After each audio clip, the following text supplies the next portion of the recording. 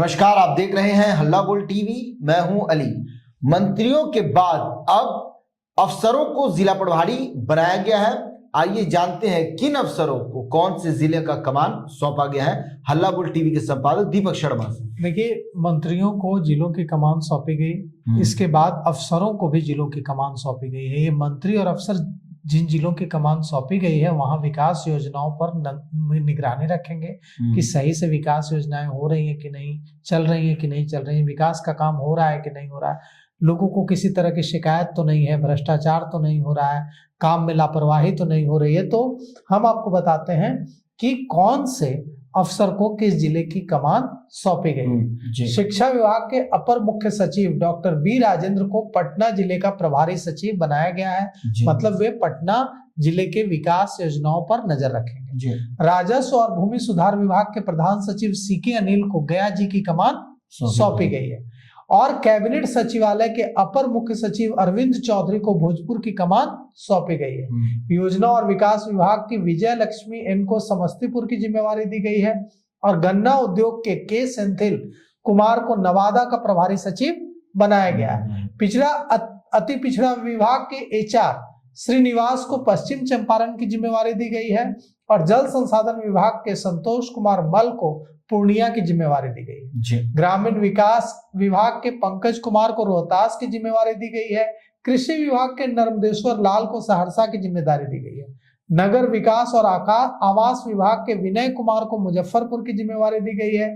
योजना और विकास विभाग के मयंक वरबड़े को बक्सर की जिम्मेवारी दी गई है। विज्ञान और तकनीकी शिक्षा विभाग के जो है कि कुमार इनको सारण की जिम्मेवारी दी गई है और पीएचईडी के पंकज पाल को बेगूसराय की जिम्मेदारी दी गई है। तो पीएचईडी के पंकज पाल को बेगूसराय की जिम्मेवारी दी गई है और समाज कल्याण विभाग की वंदना प्रेयसी को वैशाली की जिम्मेवारी दी गई है। स्वास्थ्य विभाग के लोकेश कुमार सिंह को मधुबनी की जिम्मेवारी दी गई है और सूचना और जनसंपर्क विभाग के अनुपम कुमार को नालंदा की जिम्मेवारी दी गई है। खाद्य और उपभोक्ता संरक्षण विभाग के अभय कुमार सिंह को पूर्वी चंपारण की जिम्मेदारी दी गई है।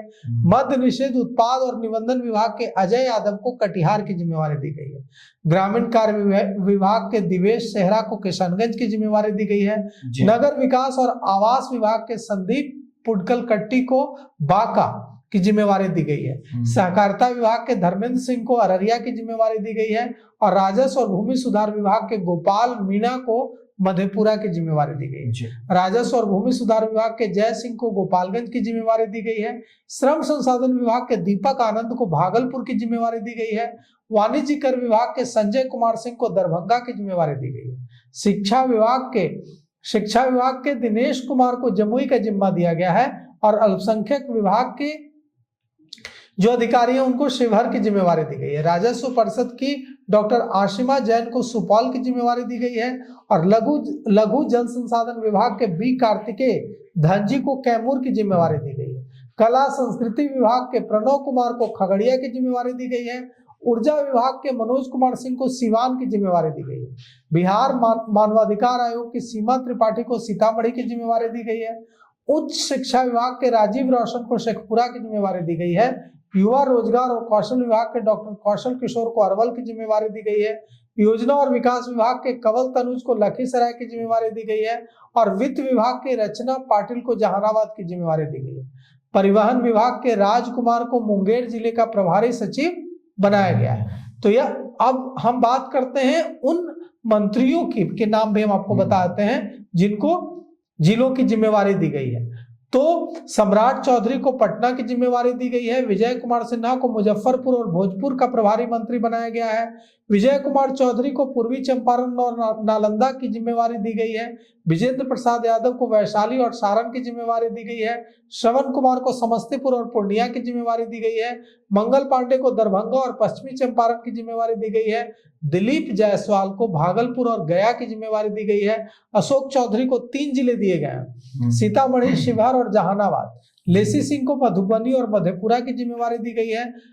मदन सहनी को सुपौल और खगड़िया की जिम्मेवारी दी गई है। राम कृपाल यादव कैमूर के प्रभारी मंत्री बनाए गए हैं और संतोष कुमार सुमन को औरंगाबाद का प्रभारी मंत्री बनाया गया है। जी। सुनील कुमार को रोहतास और लखीसराय का प्रभारी मंत्री बनाया गया है। जमा खान को किशनगंज और शेखपुरा का प्रभारी मंत्री बनाया गया है। संजय सिंह टाइगर को बांका का प्रभारी मंत्री बनाया गया है।